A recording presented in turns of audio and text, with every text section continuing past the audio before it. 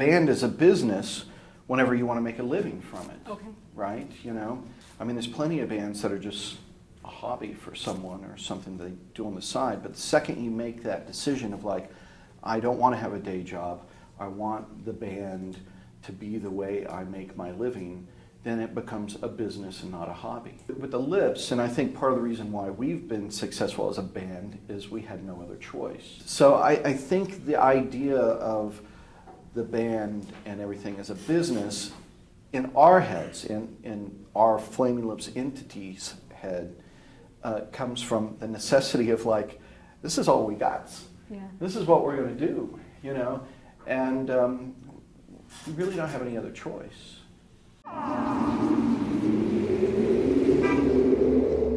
Over the years, I've learned when he comes to me, he's like, I want to make a 10-album set that you play all at once and only elephants can listen to it.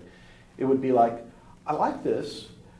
Let's see if people can hear it too. Okay. You know, and then make it work, you know, to where, and I think that's, you know, the bottom line between Wayne and my partnership really is about that, is he comes with the grand idea and I throw in my 2 cents of, well, if you know, we could do it like that, or we could add a couple elements that just makes it a little bit more open to more people. Okay.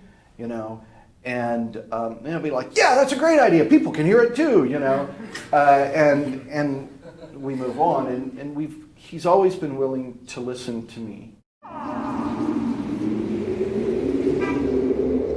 The bottom line of really how Wayne and I have always worked over the years is like this idea of, you know, here's what he wants to do. I assume it's the right thing to do, but I try to give an opinion in such a way that will, you know, make it easier or make sense for the rest of the team. Sure. For the record label, for the lawyer, for the publisher, for the audience, for, you know, whomever else, you know, is in there. I'm always try to be the filter, and really this works on both sides. You know, same from an idea from the record label. Okay. I'm the filter it goes through before it goes on to the band. Okay. You know, so that's kind of a constant thing I'm trying to do as the manager. With art, you try to be open constantly to any and all ideas, but you do, I feel like it's my job to be the voice of reason, but only halfway. Okay. You know, if I was a real voice of reason, none of us would be doing this at all. Right. Because it's insane what we're trying to do.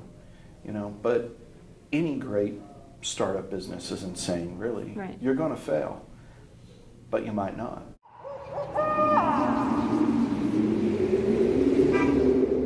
We do realize, yes, we're earning more money than we have in the past and all this, but there was never this just immediate spike, so everything just feels like we're living our lives.